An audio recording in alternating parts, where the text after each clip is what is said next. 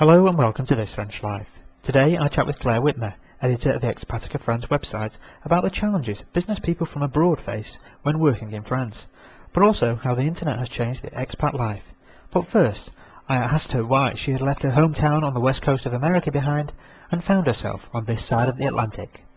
I am from San Francisco, but it's really kind of an embarrassingly cliched story that I had come to Paris to do my year abroad and met this French guy in a bar, and see, the ripe with cliches, and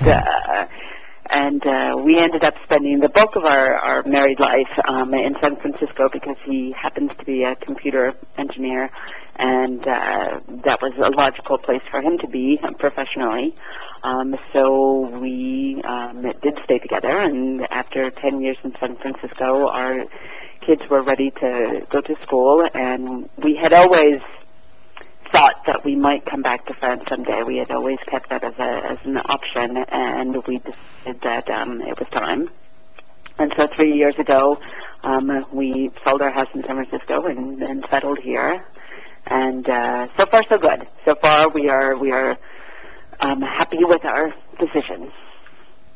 So, have you got a sort of journalism background where you're writing for newspapers? I was, but one of the benefits of this move for me personally has been that I was able to make a career transition. I do have a journalism background, but I had always been a business writer in the technology industry.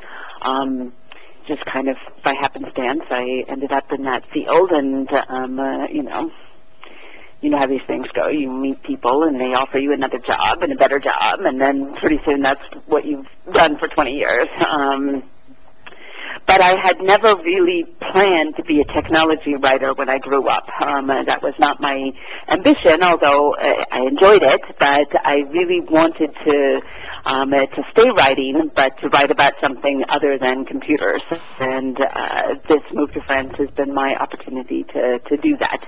And now I have kind of, as yourself has done, kind of created this kind of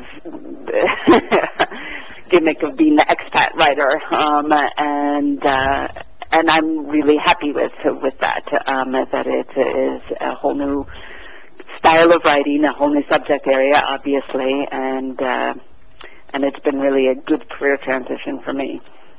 How different then was the France that you've now arrived at compared to the France you thought it might be? Well, it's hard to differentiate. It's hard to pull the threads apart because I had lived here before, and in some ways the expat experience has really changed in those 12 years that I had between the time that I had spent a year in Paris as a student and returning to France permanently.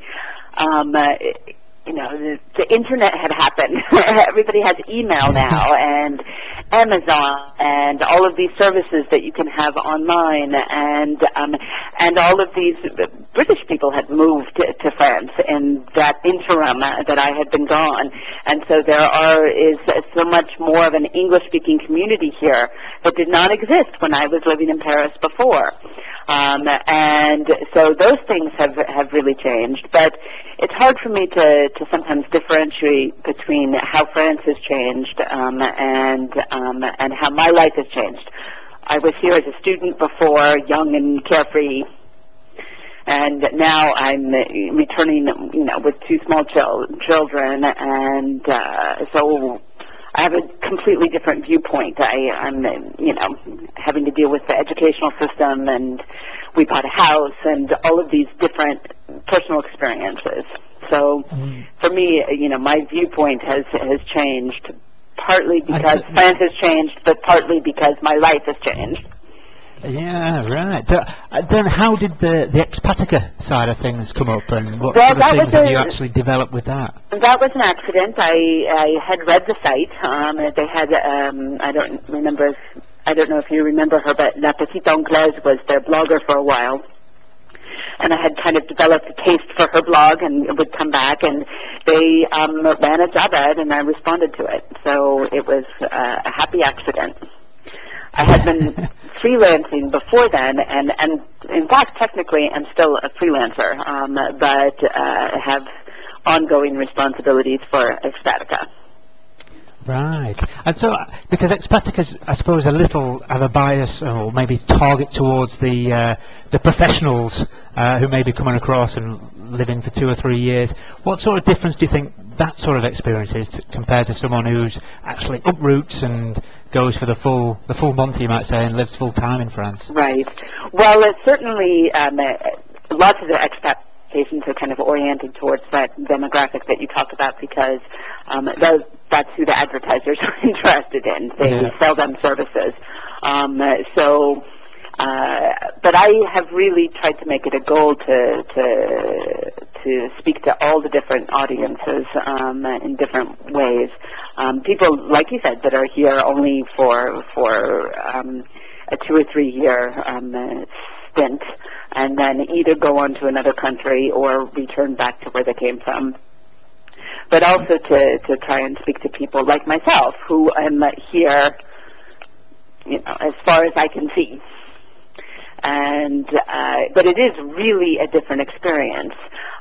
First of all, a lot of those people that you talk about that are here stationed as executives for big multinationals, they live in Paris. A lot of the people who have come from the UK in the last 15 years live outside of the big cities.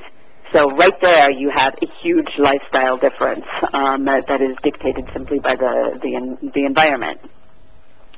Yeah. And certainly if you're, a kind of pampered executive in Paris, you don't have the same pressure to integrate into your community. You have a lot of these expat organizations and a big kind of community that you can tap into right away. You don't necessarily have that ready-made for you if you are moving to a small village in the Dordogne or some other semi-rural area of France. But at the same time, you don't necessarily have to deal with a lot of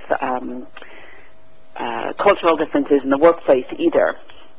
So, there is, on one level, socially, perhaps they're not expected to integrate as much, but professionally they have to be much more aware of these cultural differences, because most of their co-workers or the people they're responsible for at work are French. Yeah, I suppose there's quite a few different hidden rules that they have to learn, really, as opposed to what the background they've most probably come from. To arrive in Paris must be quite a shock. Well, I think that in the workplace really is quite different here in France, and so people who might be able to connect quite easily, and even whose French is good enough to communicate quite easily in most social circumstances, end up making mistakes in the workplace, because France is a much more hierarchical environment, for example, certainly than American companies, and I would say that that's probably even true for UK companies as well, where management levels are much more kind of sacrosanct than it would be in an American office.